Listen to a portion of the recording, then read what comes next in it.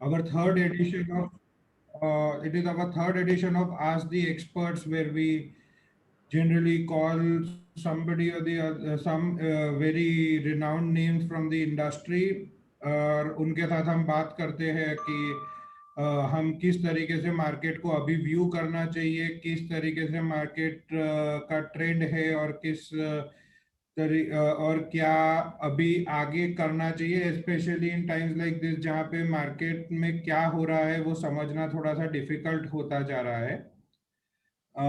Today we have with us Mr. Anirudh Naha, who is Senior Fund Manager at PGIM. Anirudh sir के लिए हम ये कह सकते हैं कि he has one of the most exceptional careers that and he is the clear embodiment of performance speaks the more than any other sort of marketing, right from his DSP microcap days is when we have been tracking him. I think 2010 में Anirudh sir was awarded the best fund manager of India by Dr. Manmohan Singh, our then honorable prime minister. और ever since हम उनके portfolios को track करते हैं तो हमें ये चीज समझ आती है कि भाई ये नॉट ओनली कि इनके परफॉर्मेंस एक्सेप्शनल है, पर वो अपनी कैटेगरी में इंडस्ट्री को भी बड़े मार्जिन से बीट कर देते हैं. उनके पोर्टफोलियोज को भी जब हम देखते हैं तो they are very different as compared to the index for sure, but as compared to the industry average as well. And without taking more time, Anirudh sir, welcome to our third edition of Ask the Expert. And I hope everybody is safe at your end. Jeet, I think you'll have to unmute, sir. Yeah, thank you, Karan. आपने सही कहा. All is fine here. Hope आपके तरफ पे everyone is safe and sound. आपके client base में everyone is doing well. Yes, sir. We are currently above 100 and members. So, sir, I will just give you a small brief about हम ये इसमें क्या करते हैं. जनरली तो अभी तक हमने जितने भी सेशंस किए हैं वी आर प्रीडोमिनेंटली इन गुजरात, और मेजर सेशंस गुजराती में करते थे, but of course for your better understanding ये सेशन गुजराती में नहीं हो पाएगा. But sir the session is कि हम ऑन एन एवरेज, मैं और जीत बड़े सारे क्लाइंट्स को मिलते हैं. मेरा एवरेज दिन में 10 से 12 क्लाइंट्स को मिलने का रहता है. एंड जो क्लाइंट्स के मन में क्वेश्चंस है वो हम इस प्लेटफॉर्म के थ्रू एक्सपर्ट्स को पूछने का ट्राई करते हैं. And after we are done with जो कॉमन क्वेश्चंस है क्लाइंट्स के मन में, उसके बाद हम we also open the floor for question answer sessions for the clients as well. So without spending more time, sir सबसे पहला क्वेश्चन जब भी चालू करते हैं ना तो स्टार्ट यहीं से होता है कि भाई शू लागे छे बाजार, कि इधर से मार्केट क्या लगती है. और ये बहुत सालों से ये क्वेश्चन रहा है, बट अभी का क्वेश्चन तो कुछ नया ही है, स्पेशली फॉर दो सॉर्ट ऑफ क्लाइंट्स जो या तो पूरी रैली के बीच में कहीं पे प्रॉफिट बुक करके बाहर निकल चुके हैं, या फिर ऐसे क्लाइंट्स जो इस रैली में पार्टिसिपेट ही नहीं कर पाए और अब ट्राई कर रहे हैं, सोच रहे हैं पार्टिसिपेट करने के लिए. और उनका सबसे पहला क्वेश्चन यही होता है कि मार्केट बहुत बढ़ नहीं गया है, क्या लगता है अभी ये पॉइंट पे ट्राई करना चाहिए, should we wait for a fall, के ये क्या लगता है मार्केट को यहाँ से आगे टाइम करना चाहिए, क्या करना चाहिए. तो sir this is the question जो हमें नॉर्मली आता है. एंड आई विल के सर मैं उसी से स्टार्ट करना चाहूंगा कि सर आपको क्या लगता है कि यहाँ से what should be done. Thank you Karan. देखिए एक चीज है, अगर आप पिछले साल जब निफ्टी 8000 के नीचे गया था, अगर आप याद करें तो everyone was expecting including fund managers and analysts and everyone की मार्केट 6000 जा रहा है, एंड वो आया नहीं. सो मार्केट टाइम करना बहुत दिक्कत है, एंड ये not only retail investors, not only advisers, even for fund managers. So उनसे ये पूछना कि मार्केट कहाँ जाएगा शायद एक गलत सवाल to that extent also, because they are also humans. Market का जो लेवल है इसमें दो कंपोनेंट है, एक है आपका अर्निंग्स ग्रोथ और दूसरा आपका क्या वैल्यूएशन मिलेगा। फंड मैनेजर से अगर आप पूछे कि अर्निंग्स ग्रोथ क्या है, क्योंकि वो फंडामेंटल एनालिसिस करते हैं, एक आइडिया दे सकते हैं। बट जहां पे वैल्यूएशंस की बात आती है, and valuations play an important component in the overall markets, क्योंकि एक स्टॉक का जो प्राइस है वो अर्निंग्स इनटू वैल्यूएशन है। Valuation is completely determined bye markets, and market का सेंटीमेंट अगर पॉजिटिव है तो वैल्यूएशंस ऊपर होंगे, मार्केट का सेंटीमेंट्स अगर वीक है तो वैल्यूएशंस नीचे होंगे। सो आवर ओनली सेंस, मैं इतना बता सकता हूँ, मार्केट्स कहाँ जाएंगे I am not the right person, but इतना बता सकता हूँ कि अगले 2 साल में निफ्टी में एंड निफ्टी के अलग कंपनीज एंड बियॉन्ड निफ्टी के भी जो कंपनीज हैं, जो अर्निंग स्ट्रेंथ है वो शायद ही इंडिया में पिछले 5, 7, 8, 10 साल में दिखा है। ब्लूमबर्ग जो हम लोग यूज करते हैं एज अ सिस्टम, वहां पे दिख रहा है कि अगले 2 साल, मतलब ये साल एंड अगले साल का अगर जोड़ के अगर आप देखें तो निफ्टी अर्निंग्स कुछ 35 से 40% है, एंड 35 से 40% निफ्टी अर्निंग्स ग्रोथ 2 साल में पिछले 10 साल में नहीं हुआ है।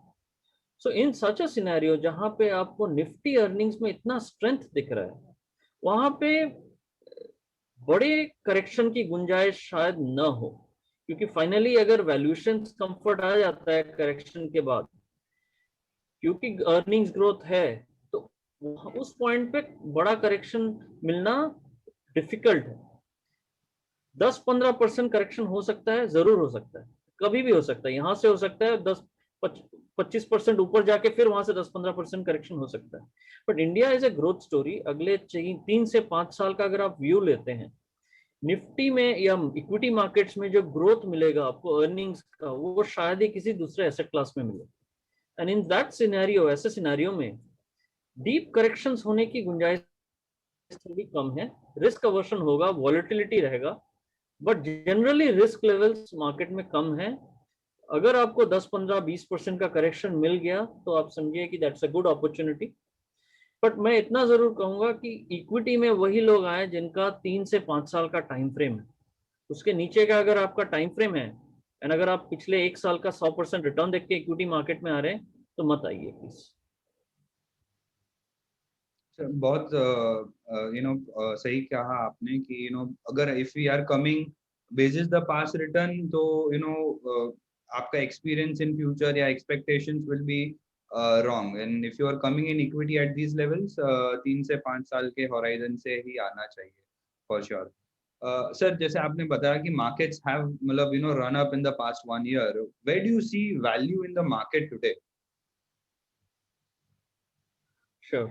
जी देखिए, जो 100% या 120% के रिटर्न्स दिख रहे हैं mid and small cap funds में, एक चीज ध्यान रखिए कि उससे पहले वाले साल में स्मॉल कैप्स हैड फॉलन 50%, 50% गिरे भी थे। तो 100 रुपए का चीज 50 तक गया था, फिर वहां से 120-130% रिटर्न बना है। सो पिछले 2 साल का अगर आप जोड़ के देखते हैं तो रिटर्न ऐसा कुछ खास बना नहीं है, frankly speaking, mid and small caps.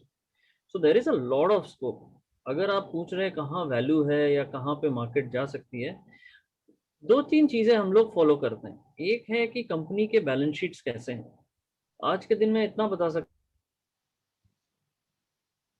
हूँ कि बैलेंस शीट्स ऑफ, एंड इस तौर पे in fact I don't know Pankil if you can highlight that slide on this thing, तो Pankil probably will show you a slide. But हम लोग ने एक एनालिसिस किया है mid cap, small cap, large cap का। आज के दिन में इंडिया में इतना क्लीन बैलेंस शीट शायद ही कॉर्पोरेट इंडिया में मिला हो, एंड हेंस अगर ग्रोथ आती है सो वहां पे आपको काफी स्ट्रॉन्ग अर्निंग ग्रोथ दिखेगा। लेफ्ट हैंड साइड पे एक चार्ट है जहां पे हम लोग डेट टू इक्विटी देखते हैं। मिड कैप्स पहले, लार्ज कैप्स, फिर मिड कैप्स, फिर स्मॉल कैप्स।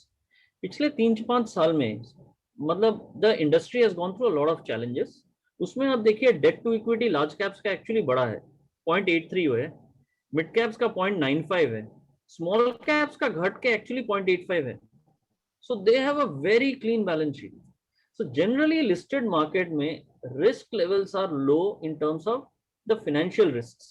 Plus अब ऑपरेटिंग कैश फ्लोज पे हम लोग फोकस करते हैं, जो कैश फ्लो मतलब जो जनरेट बिजनेस के थ्रू कैश फ्लो जनरेट होता है, वहां क्लियरली दिख रहा है कैश फ्लोज में काफी स्ट्रेंथ है कैश फ्लो। आप देखिए स्मॉल कैप का 6% कैश फ्लो जनरेशन था, वो 6 से 9% हुआ है, almost a 50% jump in the last 1 year. So we are very positive. Markets में एज आई सेड 10-15-20% की करेक्शन, 10-15-20% का करेक्शन मतलब उसकी गुंजाइश शायद है, but that will be an opportunity. And if you have money for the next 3, 5, 7, 10 years, अगर गोल based investing करते हैं एंड अगर पैसे की जरूरत अगले 3 साल में नहीं है तो जरूर इन्वेस्टेड रहिए. मुझे लगता है हाँ शायद एक 10-15% करेक्शन आ सकता है, अगर वो आप टाइम कर पाते हैं तो बात अलग है, बट वरना इन्वेस्टेड रहने में काफी समझदारी है. ओके ओके सर, आपने सही बोला. अगर ईयर टू डेट रिटर्न्स अगर आपने देखे तो निफ्टी के सिर्फ 12% है, mid cap sir 31% and small cap index has given 43% return. Absolutely. There is and certain mutual funds have given way above, more than 100% plus returns during the same time. And that is Right. considering that we are in a full blown pandemic, which is there, which is which is quite contrary to the actual belief right now that large caps would be performing better over here. Now sir, why are the small cap performing at this stage, and why are they getting highlighted? Where do you see the strength in small cap? You highlighted a couple of points. Other than that, if you have. Sure. So Pankaj, can we just open up the slide once more?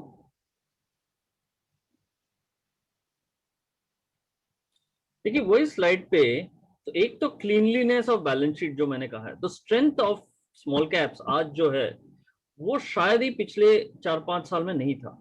Now more importantly इसके पीछे एक story है. 5 साल जो हम लोग ने लिया है, आप ये सोचिए पिछले 5 साल में कॉर्पोरेट इंडिया को क्या क्या चैलेंजेस हुए हैं, एंड पिछले 5 साल में स्मॉल कैप्स में वो चैलेंजेस बहुत ज्यादा थे रादर देन लार्ज कैप्स में. लार्ज कैप्स में बैलेंस शीट स्ट्रेंथ है, बिजनेस स्ट्रेंथ है, कैश फ्लोज है. पिछले 5 साल में 3 ऐसे चीजें हुई है which are game changing. It was transformational. पहला है डीमोनेटाइजेशन. डीमोनेटाइजेशन के कारण हमें मालूम है क्या इम्पैक्ट हुआ है, एंड स्मॉल कैप्स में उनका इम्पैक्ट बहुत ज्यादा था क्योंकि इन कंपनीज में कैश फ्लो जनरेशन मतलब कुछ हद तक ट्रांजैक्शंस कैश में होते थे, तो उनको वो शिफ्ट करना पड़ा. सेकेंडली जीएसटी जो ट्रांसफॉर्मेशन था, that was a mind blowing transformation. Large caps के लिए भी दिक्कत हो रहे थे, तो उसको भी स्मॉल कैप्स हैव सर्वाइव. हम लोग एज जनरलिस्ट हम लोग बात करते हैं जीएसटी डिमोनेटाइजेशन बोल के भूल जाते हैं दो वर्ड के तौर पे, बट ये बहुत बड़ा ट्रांसफॉर्मेशन था for small scale businesses. And third, पिछले 1.5 साल से करीब करीब कोविड का इम्पैक्ट. ये सारी चीजें 5 साल में हुआ है for corporate India. Large caps में जितना चैलेंज नहीं था, ये स्मॉल कैप्स में उतना बड़ा चैलेंज है. And through all this 5 years these companies have survived. ये कंपनीज डाउन साइकिल सर्वाइव करके निकल के आए हैं. सेकेंडली इनका बैलेंस शीट्स आज क्लीन है, इनको demand is coming back, and when we look at it, unorganised जो प्लेयर्स है वो सारे मर गए, लिटरली दे सर्वाइव. जो अनऑर्गेनाइज्ड प्लेयर्स जो जिन्होंने जीएसटी चोरी करने की कोशिश की या कैश फ्लोज में कैश में डील करते रह गए, वो रहे नहीं आज. उनका भी बिजनेस काफी हद तक ये लिस्टेड एंटिटीज में है. So this is one of the reasons why we are very positive कि 5 साल का चैलेंज ये फेस करके आज के दिन में यहाँ है. If you go a few slides back Ankil, on that 1 year, 3 year, 5 year, you just go back. देखिए सॉरी नहीं go front, नहीं go front, go to why small caps.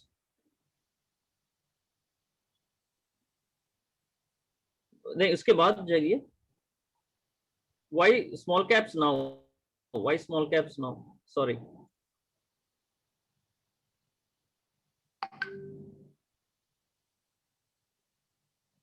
हाँ यहाँ पे see this are the 2 big rallies जो small caps में हम लोग ने देखे हैं पिछले 20 साल में.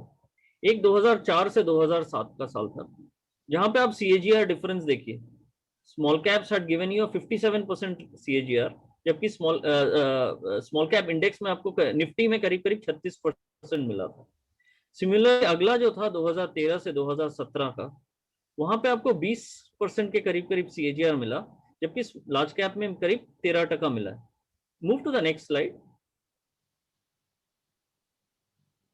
ये आज का टाइम है. पिछले 3.5 साल में निफ्टी का CAGR 15% है, एंड स्मॉल कैप का CAGR आफ्टर 100% रैली, 100% रैली होने के बाद CAGR इज 5% भी नहीं है, 5% भी नहीं है. इन अ सिनेरियो जब बैलेंस शीट्स इतने क्लीन है एंड अप साइकिल जस्ट चालू हो रहा है. So that is the reason why we think there is a long hallway कि जहाँ पे स्मॉल कैप्स में बड़ा पैसा अभी भी बनना बाकी है. हाँ, स्मॉल कैप्स में ऐसा हो सकता है कि 10-15-20% करेक्शन आ जाए एक बार, क्योंकि आपको 100% का रिटर्न भी मिला है, 100-120% के रिटर्न भी मिले हैं. But over a period of the next 3 years, 4 years, 5 years, our view is, इस पॉइंट ऑफ व्यू से आप देखिए कि रैली अभी स्मॉल कैप्स में जस्ट चालू हुआ है, एंड आज के दिन में balance sheets at the start of the rally is one of the best we have seen, and cash flow generation is one of the best we have seen. Sir, अभी small cap is sort of a synonym to volatility.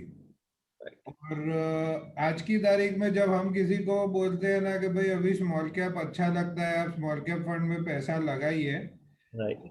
वो उसके दिमाग में ना small cap वैसे चला जाता है कि भाई फिर अगर मार्केट टूटेगा तो स्मॉल कैप बहुत टूट जाएगा, ये हो जाएगा. सो माय क्वेश्चन इज कि सर अभी ये स्मॉल कैप का 100% रैली के बाद अपार्ट फ्रॉम दिस और कुछ है जो उसको ये या आइडिया देता है that this still can sustain, this still can survive, और ऐसा कोई बड़ा क्रैश इस तरफ नहीं दिखता है? देखिए, दो चीजें हैं, एक चीज है रिस्क और एक चीज है वॉलेटिलिटी. इसका फर्क इन्वेस्टर्स को समझना बहुत जरूरी है. रिस्क इज की कंपनी बंद हो जाएगी, एंड वॉलेटिलिटी इज कि भाव में मतलब फंडामेंटल्स चेंज नहीं हो रहा है. वॉलेटिलिटी इज शेयर प्राइस ऊपर नीचे हो रहा है, बट बिजनेस प्राइमा फेसी है. तो इनफैक्ट जब शेयर प्राइस गिरते हैं, अगर अच्छा बिजनेस है तो आपको एक मौका मिल रहा है खरीदने का, ना कि डर के मारे उसको बेच के निकल जाएंगे. सो आवर सेंस, मैं जब मेरे लिए क्या है, रिस्क एसेस करना बहुत जरूरी है रादर देन वॉलेटिलिटी में. वॉलेटिलिटी रिस्क एसेस करना रिस्क के तौर पे, एंड किसी भी इन्वेस्टर के लिए वही करना चाहिए. वॉलेटाइल इज बिकॉज कुछ ऐसे वीक हैंड्स है जो बेच के निकल रहे हैं, and that is probably an opportunity. So risk के तौर पे अगर देखा जाए, आज स्मॉल कैप्स में रिस्क पिछले 10-15 साल में जो रिस्क था उससे काफी कम है. अब चाहे लिक्विडिटी रिस्क की बात करते हैं, स्मॉल कैप्स में आज जो सबसे बड़ा स्मॉल कैप है वो करीब करीब 11,000 करोड़ के आसपास है market cap, which is literally a big, मतलब अच्छा खासा मार्केट कैप है, लिक्विडिटी है उसमें. बैलेंस शीट्स, मैंने बैलेंस शीट्स के बारे में बात किया है. Under performance of the stocks बात की है. आप पिछले 1 साल का देख रहे हैं, आप अगर आप 2 साल, 3 साल, 4 साल, 5 साल का रिटर्न देखते हैं स्मॉल कैप्स में, निफ्टी के आसपास कहीं नहीं है. इनफैक्ट काफी अंडर परफॉर्मेंस अभी भी है. Economies are opening up. जब मैं इकोनॉमीज में सेक्टोरली देखता हूँ, चाहे एंड स्मॉल कैप्स में ऐसे बहुत सेक्टर्स हैं जो आपको मिड एंड लार्ज कैप्स में मिलेंगे ही नहीं, एंड अच्छे सेक्टर्स हैं. इनफैक्ट बहुत ऐसे बिजनेसेस हैं जो स्मॉल कैप्स थे एंड स्मॉल कैप से मिड कैप बने, मिड कैप से लार्ज कैप्स बने. सो सबसे बड़ा जो पैसा है वो तभी बनता है जब लोग स्मॉल कैप से मिड कैप्स में इन्वेस्ट कर पाते हैं, वो जर्नी में कि इसको होल्ड करके रखते हैं, स्मॉल कैप से मिड कैप्स तक जाते हैं, मिड कैप से large cap. This is the right slide. आप एक चीज दिखा रहा हूं मैं, बॉटम चार्ट पे देखिए, 2013 से 2018 का जो रैली था, स्मॉल कैप से मिड कैप्स में 127 कंपनीज ट्रांजिशन किए आउट ऑफ 230 स्टॉक्स, एंड 13 ऐसे कंपनीज थे जो लार्ज कैप्स बने हैं. एंड ये जो ट्रांजिशन है स्मॉल कैप से mid cap and mid cap से लार्ज कैप, इसको 4-5 साल लगते हैं. इसीलिए मैं पहले से ही कह रहा हूं कि इस फंड को अगर देखना है इन्वेस्टर्स को, या स्मॉल कैप सेगमेंट को देखना है, तो 4-5 साल का व्यू लेकर आइए प्लीज. उसके कम में मत आइए, may be you will not be happy. पर 4-5 साल में हम लोग ऐसे बहुत कंपनीज देखते हैं जो मिड से लार्ज, स्मॉल से मिड कैप बनते हैं, मिड से लार्ज कैप बनते हैं.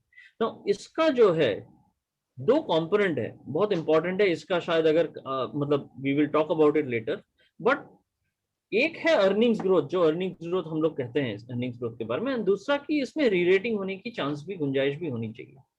सो we have seen a lot of companies जहां पे बहुत बड़ा रिटर्न्स बना है पिछले 10 साल में, एंड वो इसीलिए है कि इन्वेस्टर्स या फंड मैनेजर्स ने सही स्टॉक चुना है एंड उसमें इन्वेस्टेड रहे, and over a period of time you go ahead and make that money.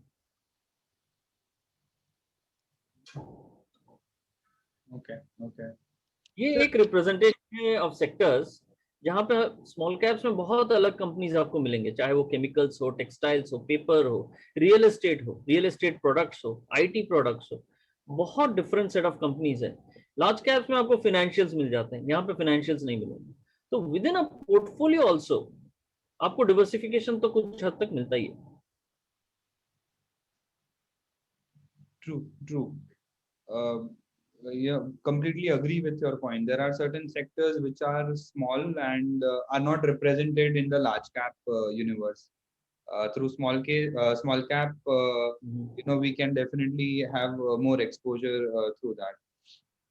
Sir, we have generally seen that आप जो portfolios manage करते हो उसका index के साथ industry के साथ generally काफी कम overlap रहता है, and that is one of the reasons that you have also been able to outperform the industry by a good margin.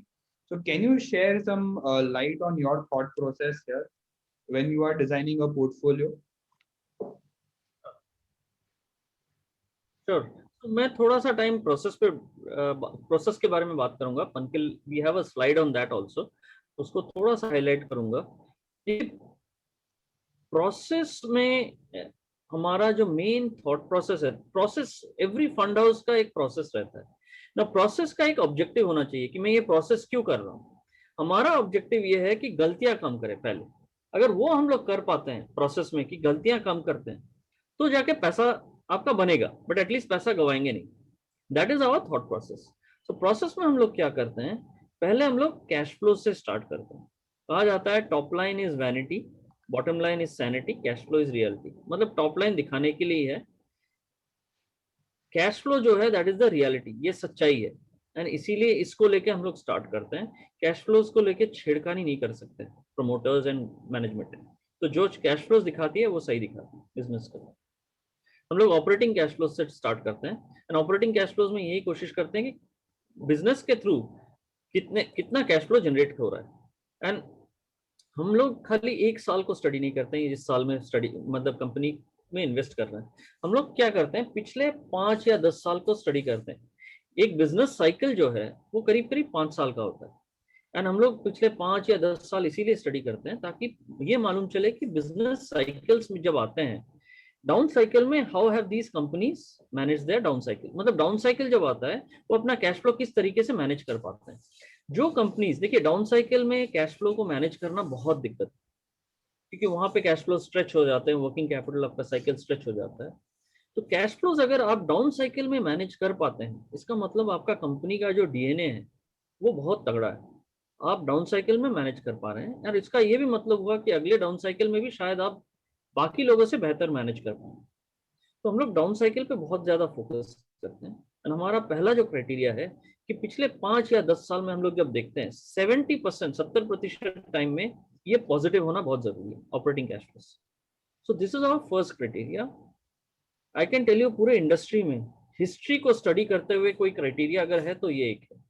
बाकी दूसरे फंड हाउसेस में मैंने देखा नहीं है, but may be they have it, I am not sure.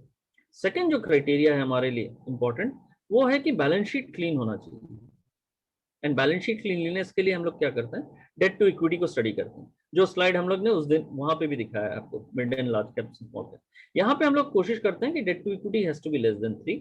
And तीसरा जो criteria है ये थोड़ा सा सब्जेक्टिव है कि कंपनी ने के हिस्ट्री में कोई मेजर कॉर्पोरेट गवर्नेंस इश्यू नहीं होनी चाहिए। ये 3 चीजें एक साथ ये मतलब तय करती है कि गलत डिसीजन ना हो जाए। They are the safety net, ये प्रोटेक्ट करती है गलत डिसीजन से। फंड मैनेजर अगर चाहे भी कोई अच्छा सा कंपनी उनको लग रहा है कि भाव बढ़ने वाला है, वो खरीद नहीं पाएंगे जब तक ये क्राइटेरिया को मीट नहीं करते। सो this is the safety criteria. इसके बाद जो ग्रोथ क्राइटेरिया है वहां पे हम लोग इकोनॉमिक्स पे के बेसिस पे इन्वेस्ट करते हैं। इकोनॉमिक्स में कहा जाता है किसी भी बिजनेस के लिए land, labour, capital and technology या टेक्नोलॉजी स्ट्रोक नॉलेज ये जरूरी है। इंडिया में देखिए लैंड एंड लेबर की कमी नहीं है, कमी जो है वो कैपिटल की है, एंड कमी जो है वो टेक्नोलॉजी स्ट्रोक नॉलेज की है। तो हम लोग ऐसे बिजनेसेस में इन्वेस्ट करते हैं जहां पे कैपिटल एक्सेस है या टेक्नोलॉजी स्ट्रोक नॉलेज एक्सेस। ये दोनों पैरामीटर्स, ग्रोथ एंड रिस्क, जो रिस्क मैनेजमेंट का है पहले जो बताया, इन दोनों के बेसिस पे हमारा कंपनी सिलेक्ट होकर आता है, and then we go ahead and construct the portfolio. तो कुछ हद तक शायद प्रोसेस का भी है, प्रोसेस की भी बात है जहां पे हम लोग थोड़ा अलग पोर्टफोलियो दिखता है। एंड कुछ हद तक ये भी है कि हम लोग इस प्रोसेस के कारण थोड़ा अर्ली इन्वेस्ट कर पाते हैं इन्वेस्ट कंपनीज में। एंड वो बाद में जाके एंड लोग उसमें इन्वेस्ट करते हैं। तो इन दोनों क्राइटेरियाज के कारण शायद पोर्टफोलियो कुछ हद तक हमारा अलग ही है, एंड टचवुड पिछले 3 साल में वो रिटर्न भी देखते हैं।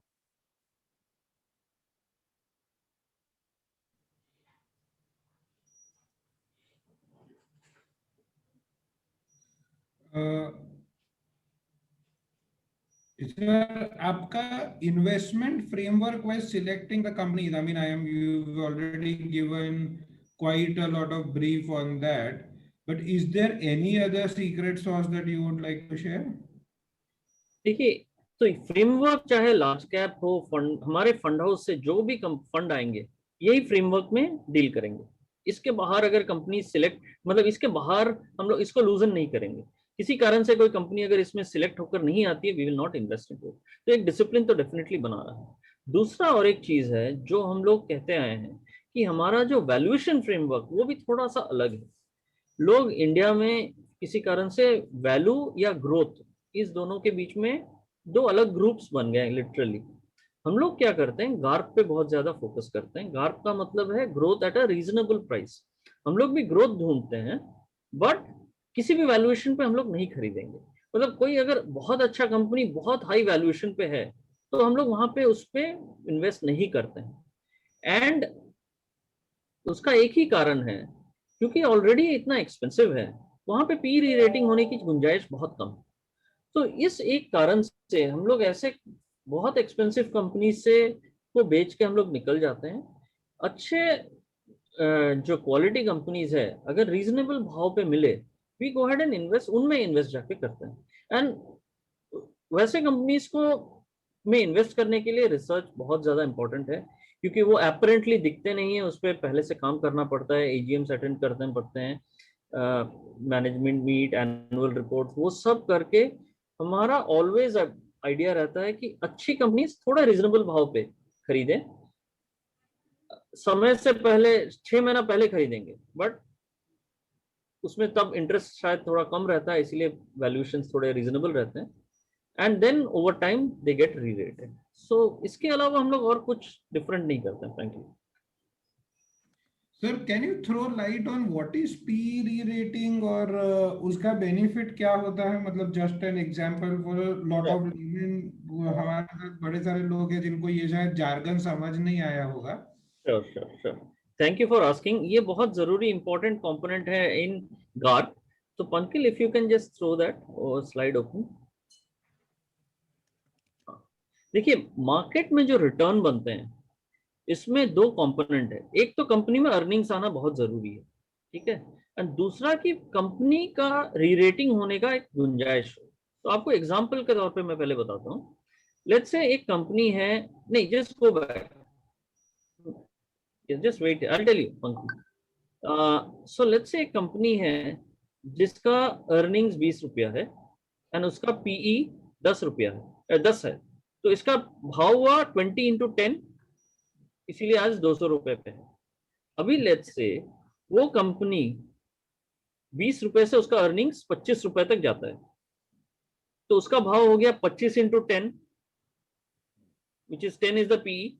सो 25x10 250, मतलब 200 का 250 हुआ है।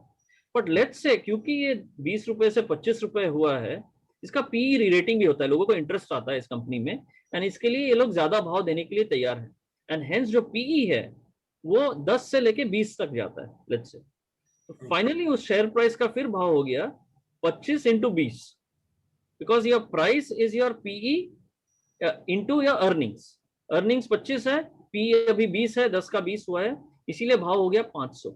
सो ओवरऑल जर्नी जो 200 से 500 हुआ है, उसमें एक कंपोनेंट अर्निंग्स ग्रोथ का है जो 20 का 25 हुआ है, और एक पी री रेटिंग का है जो 10 का 20 हुआ है। So there are two components and these two components make a lot of difference. हम लोग यूजुअली अर्निंग्स ग्रोथ के बारे में कहते हैं, पी री रेटिंग की बात ज्यादा की नहीं जाती है। पी री रेटिंग उन्हीं स्टॉक्स में हो सकता है जहां पे वैल्यूएशन कंफर्ट है। Now we can move on Pankil. ये कंपनी है पीआई इंडस्ट्रीज, इसको हम लोग हाईलाइट इसीलिए करना चाहते हैं। तो गिव यू एन एग्जांपल कि कैसे पी री रेटिंग होता है। देखिए, हम लोग ऑपरेटिंग कैश फ्लोज पे बहुत ज्यादा ध्यान देते हैं, डेट टू इक्विटी ये हमारा फ्रेमवर्क में है। आप इन कंपनीज का debt to equity and operating cash flows देखिए। ऑपरेटिंग कैश फ्लोज लास्ट 10 साल में 35 गुना हुआ, 35 टाइम्स। एंड इसीलिए हम लोग बोलते हैं मिड कैप स्मॉल कैप में अगर इन्वेस्ट करना है सही में 5-10 साल के व्यू से आइए, पैसा तब बड़ा बनता है। डेट टू इक्विटी भी कंपनी का काफी कम हुआ, इनफैक्ट लिटरली कोई डेट ही नहीं है। एंड इस कारण से अगर आप स्टॉक को देखें, देखिए ये कंपनी R&D पे बहुत ज्यादा फोकस करती है। हम लोग बोलते हैं नॉलेज कोशेंट पे, नॉलेज या टेक्नोलॉजी या नॉलेज पे इंपॉर्टेंस देते हैं। इस कंपनी ने अपने सेल्स का 3.5% हर साल R&D पे स्पेंड किया है। It is one of the largest contract manufacturing company. ये कंपनी पिछले 10 साल में लार्ज स्मॉल कैप से लार्ज कैप बना है। एंड अगर आप देखें नेक्स्ट स्लाइड हम लोग चलें, इस पे left hand top hand corner पे एक चार्ट है PI इंडस्ट्रीज। पिछले 10 साल में स्टॉक ने 41 गुना रिटर्न दिया है, 41 टाइम्स। उसमें से हम लोग ने ब्रेकअप किया है कि PE रेटिंग कितना है एंड अर्निंग्स ग्रोथ कितना है। खाली अर्निंग्स ग्रोथ पे अगर फोकस रहता तो अर्निंग्स ग्रोथ करीब करीब 12 गुना है, तो आपको 12 गुना रिटर्न मिलता है।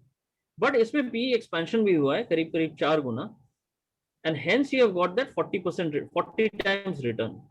PE रीरेटिंग का जो स्टॉक में PE रीरेटिंग जरूरी है, उसका बहुत बड़ा एग्जांपल है आरती इंडस्ट्रीज।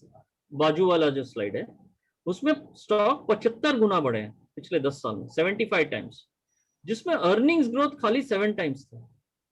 PE रीरेटिंग 10 गुना के ऊपर हुआ, एंड हेंस जब ये दोनों देखा जाए तो रिटर्न आपके 75 गुना है। देखिए स्मॉल कैप्स में यही, इसमें ही सबसे बड़ा मजा है कि आप अगर सही स्टॉक को सही टाइम पे खरीदते हैं तो आपको दोनों लेग्स प्ले आउट होंगे। मैंने पिछले 10 साल में डिफरेंट सेक्टर से 8 कंपनी आपके सामने लाया है आपके एग्जांपल्स के तौर पे। PI just go back, sorry, PI industries agrochemicals में है, आरती केमिकल्स में है, एस्ट्रल पॉली आपका पाइप्स में है, बजाज फिनेंस आपके फाइनेंशियल्स में है। We can move on. Coforge IT है, एस्कॉर्ट्स ट्रैक्टर है, Info Edge is technology, and Minda Industries auto ancillary. Complete अलग अलग इंडस्ट्रीज, सब स्मॉल कैप थे, आज मिड कैप या लार्ज कैप में। तो अगर आप सही में 5-7-10 साल का टाइम दे सकते हैं, बहुत ऐसे कंपनीज आज भी दिन में हैं, आज भी मार्केट में हैं, जो स्मॉल मतलब आपको मल्टी बैगर्स जो बनते हैं वो शायद यहीं से निकल के आएंगे, स्मॉल कैप से, ना कि आपके मिड एंड लार्ज कैप्स में से निकल के आएंगे। इसीलिए पिछले एक साल में अगर आपने 100% का रिटर्न देखा है तो उससे मतलब विचलित मत होइए। If you have missed out don't worry, शायद 10-15% या 20% का करेक्शन आ सकता है, बट आगे अभी भी बहुत रिटर्न बनाने की गुंजाइश है।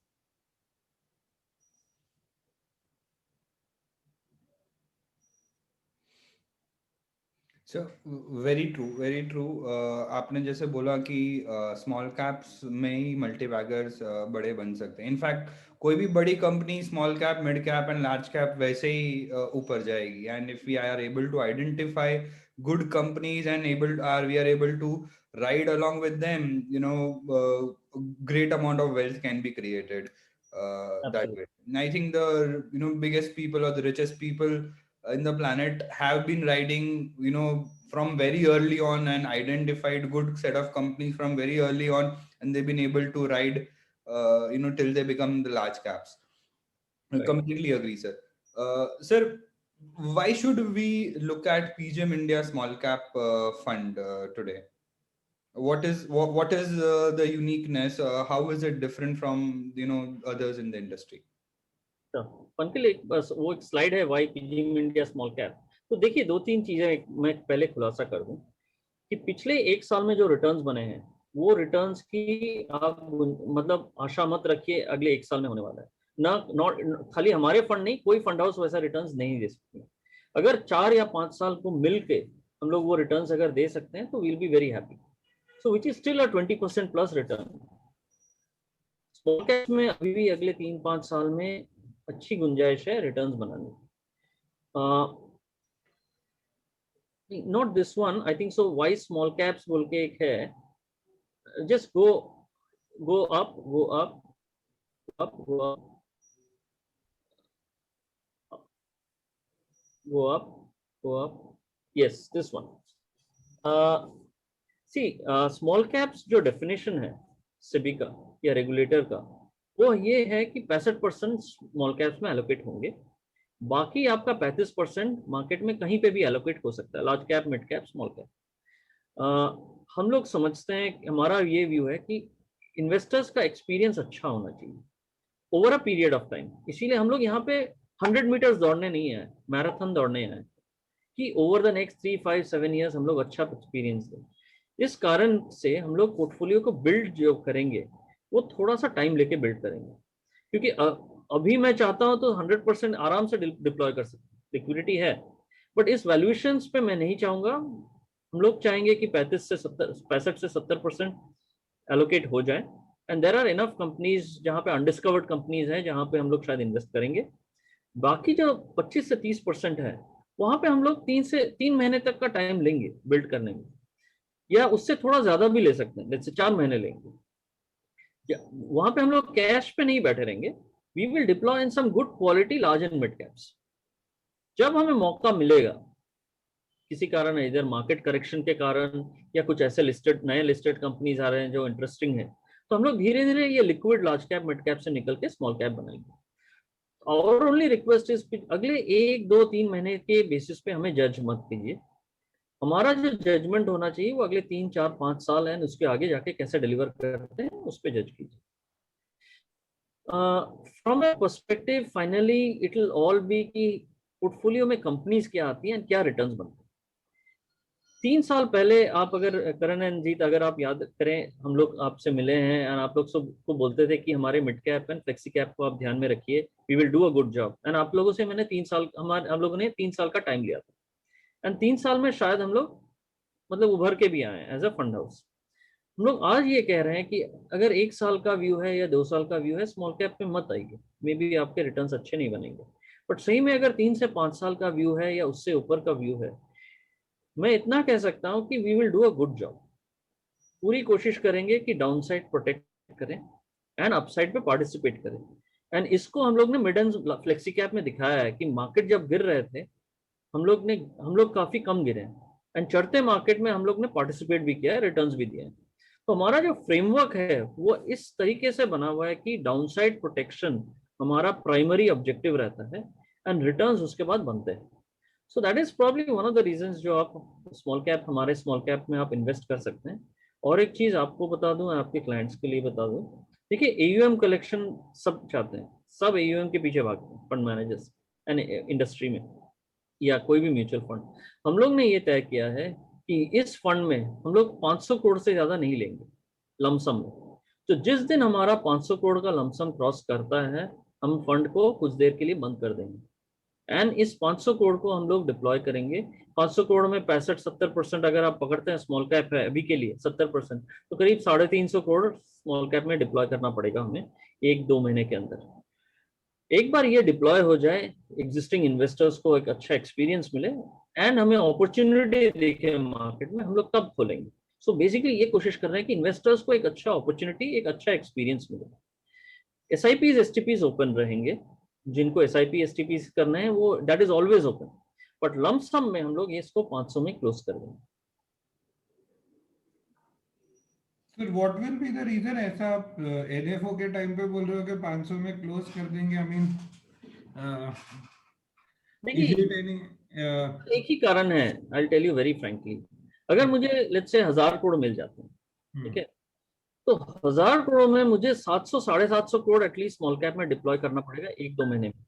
मैं वो कर दूंगा, but I am very sure आज के दिन में जो इन्वेस्टर्स ये 1000 करोड़ में कंट्रीब्यूट करेंगे, उनका एक्सपीरियंस अगले 1-2 साल में अच्छा नहीं रहेगा, एंड तब वो लोग फंड हाउस को भी बोलेंगे एंड आपको भी बोलेंगे कि आपने कैसे फंड में दिलाया।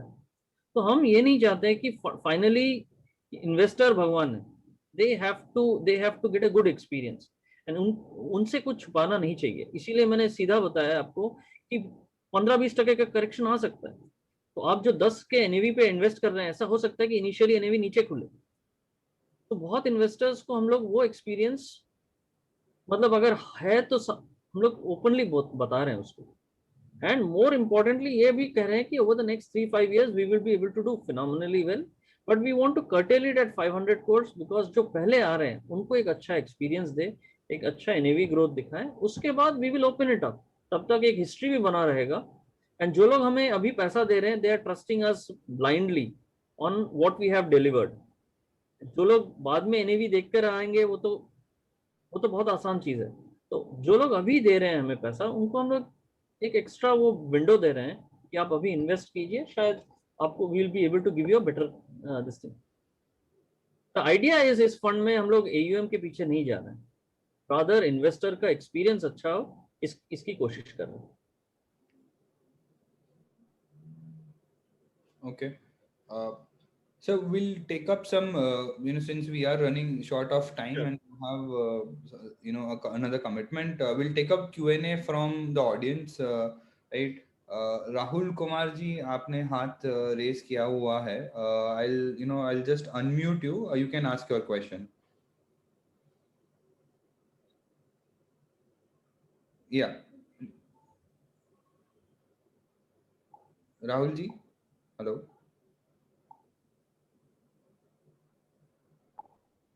For everybody who wants to ask a question, please raise the hand, and we will unmute you and allow you to ask your questions.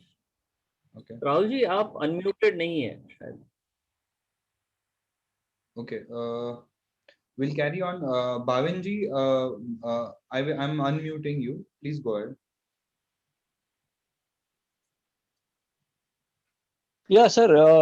Very good morning, sir. My question is that I would request you to suggest 5 best script which you as an investor would invest, sir. So just as a suggestion, and preferably in A grade scripts, like, and then in the small cap, if you can suggest 5, best script which you would like to have in your portfolio. Bhavin ji, we will not take up any stock specific questions on this forum. What instead I can ask Anirudh sir to talk to us about what sectors does he feel at this stage makes more sense, और कहाँ उनका overweight रहेगा. भाविन जी, एक ही चीज है, because regulator doesn't allow me to talk stocks, मैं इस पे बात नहीं कर सकता हूँ, but regulator allows us to has made compulsory कि हम अपना पोर्टफोलियोज डिस्क्लोज करें। 100% of the portfolio is disclosed. आप पोर्टफोलियो उठा के देख लीजिए, मेरा जो कन्विक्शन है या हमारी टीम का जो कन्विक्शन है वो आपको पोर्टफोलियो में दिख जाएगा। Just on the question on sectors, मैं इतना बताऊंगा कि हम लोग ने आईटी एंड फार्मा पे हम लोग काफी पॉजिटिव हैं। हम लोग अभी भी बिलीव करते हैं यहाँ पे there is structural growth in IT and pharma. Covid के कारण अभी इन एवरी हाउस होल्ड में एलोकेशन टुवर्ड्स हेल्थ केयर बढ़ने वाला है।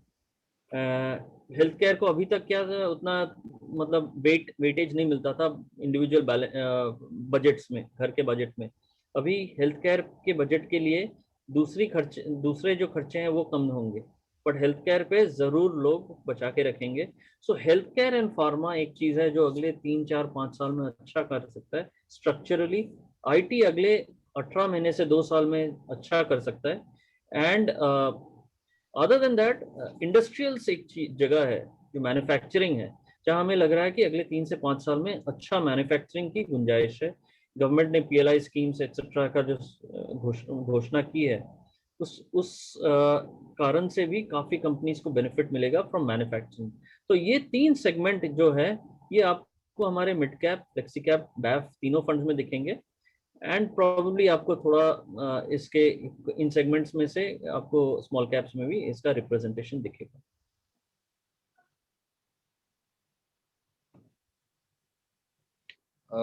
अगर किसी को क्वेश्चन है, they can ask on the chat as well, या फिर आप हाथ अपना just raise your hand. Sir मेरे को क्वेश्चन है सर कि अभी मेरे को स्मॉल कैप में I am thinking of investing, तो what percentage of my portfolio मोटा should I invest in a small cap at this stage? देखिए, आई थिंक ये क्वेश्चन बहुत इंपॉर्टेंट है, और इस क्वेश्चन के लिए 2 चीजें ध्यान रखना बहुत जरूरी है कि इन्वेस्टर का रिस्क एपिटाइट क्या है एंड इन्वेस्टर का टाइम फ्रेम क्या है। सो ये शायद आप अपने क्लाइंट्स का मेरे से बहुत ज्यादा बेहतर जानते हैं। सो अगर इन्वेस्टर ऐसा है जिनको रिस्क नहीं चाहिए, वॉलेटिलिटी, रिस्क छोड़ दीजिए, वॉलेटिलिटी नहीं चाहिए, 8-10% में खुश है, तो उनको स्मॉल कैप नहीं दिलाना चाहिए। अगर ऐसे इन्वेस्टर्स है जो यंग है, नया नौकरी स्टार्ट कर रहे हैं, अपना करियर पूरा सामने है, या इवन अपने बिजनेसेस हैं, 30-35 साल के हैं या 40 साल के भी हैं, बट 5 साल का पैसा है, 4-5 साल का पैसा है, 20% डाउनसाइड झेल सकते हैं, वॉलेटाइल नहीं ले, वॉलेटिलिटी से डरते नहीं है, वहां पे यू कैन इजीली गो 10-20%, 10 से 20% आप स्मॉल कैप्स में डेफिनेटली डाल सकते हैं, क्योंकि जो बड़ा अल्फा बनता है वो स्मॉल कैप्स में बनता है, एंड जो वेल्थ बनती है over a period of 5-10 years, वो हम लोग ने क्लियरली दिखाया स्मॉल कैप में बहुत अच्छा वेल्थ बनता है। So depending on the client, anything between let's say 5 to 15 और 5 to 20% डेफिनेटली आप स्मॉल कैप्स में इन्वेस्ट कर सकते हैं। Okay, okay. Jeet, there is a question, I think. But he has not enabled his audio, so I'm unable to unmute or anything. Okay. Sir, if you have a question, you can post it on chat.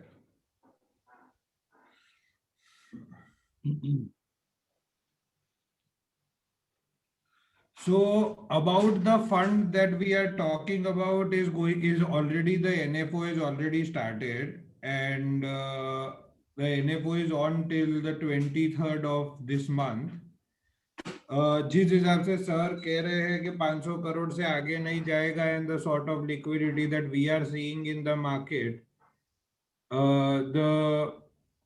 the sort of liquidity that we are seeing in the market, I believe कि अगर NFO में participate कर लो तो that would be much better, because I feel कि 500 crores will any which ways be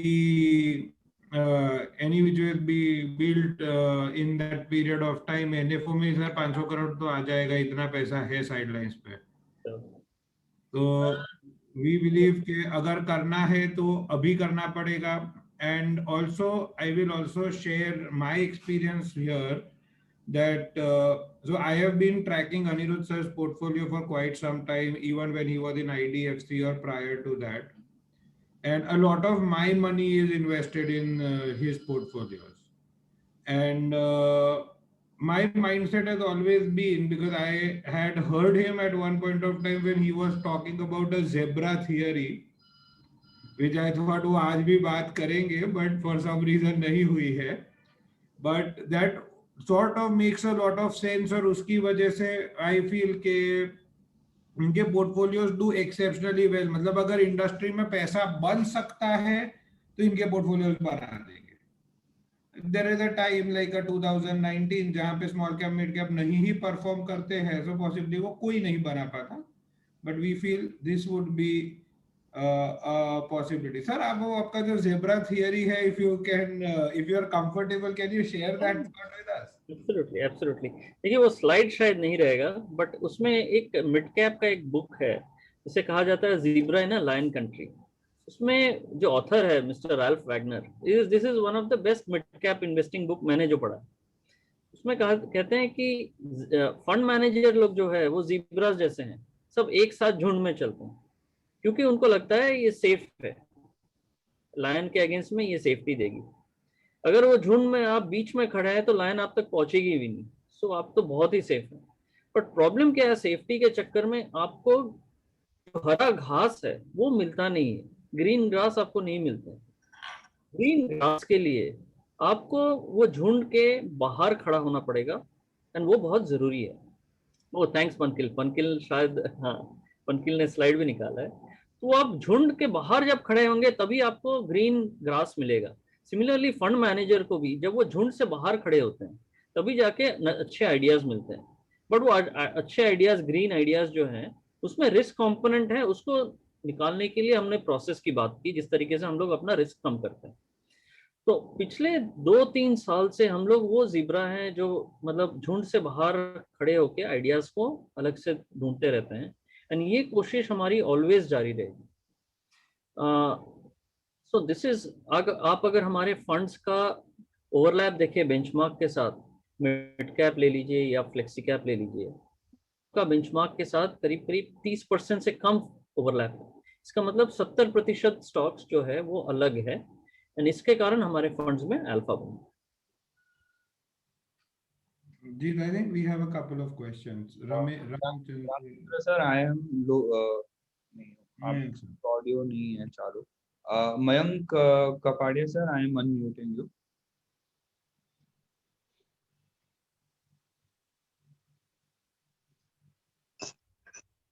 हाँ sir, मेरा question है कि अभी जैसे आपने बताया कि मिड कैप में 15% जैसा करेक्शन आ सकता है, तो अभी मिड कैप में एंट्री ले उससे बेटर कि अभी फ्लेक्सी कैप जो आपका ऑलरेडी मिड कैप में कुछ अच्छा परफॉर्मेंस दिया हुआ है तो उसमें इन्वेस्ट करें। देखिए मयंक जी, अगर मार्केट में करेक्शन आएगा तो हर सेगमेंट में आएगा, एंड फंड मैनेजर बोल रहा है इसीलिए करेक्शन आएगा, इसकी कोई गुंजाइश नहीं है।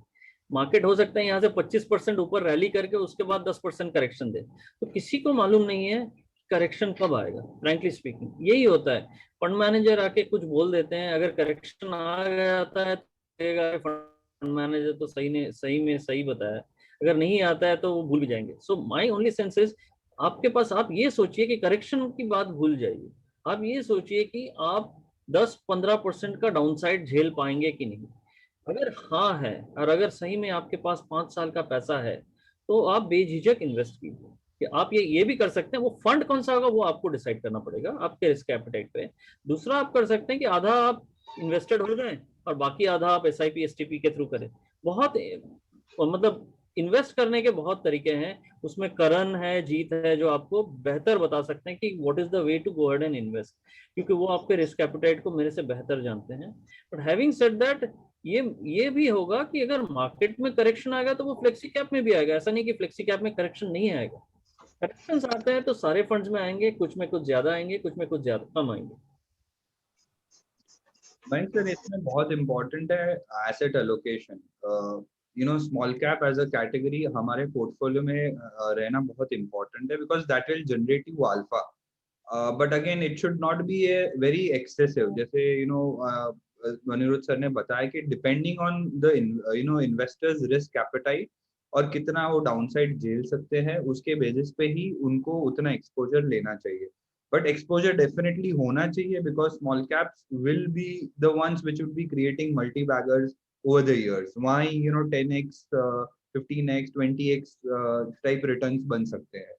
So that is one category that definitely should not be missed. And what we have seen of Anirudh sir's style of management is he's able to pick out certain winners which have just given phenomenal set of returns. And because of this, अगर हम उनकी अभी current existing set of schemes जो है जो manage कर रहे हैं, PGIM India flexi cap, mid cap opportunity, PGIM India mid cap, वो अब हम लोग स्कीम्स देखें तो these schemes are performing in the top quartile over 1 year, 3 year, 5 year period, and they have been able to he has been able to consistently outperform the market over this period. So this is what we like about his style. He has been able to manage different cycles and come out as a winner in all of these segments. અને બીજું મયંકભાઈ આની અંદર છે ને હરેક fund manager જ્યારે નવો NFO ની વાત કરતા હોય ને ત્યારે ઓલવેઝ એક્સપેક્ટેશન્સ રેશનલાઇઝ કરે અને એ તેજીના બજારમાં ઓલવેઝ એક્સપેક્ટેશન્સ રેશનલાઇઝ કરી દે કે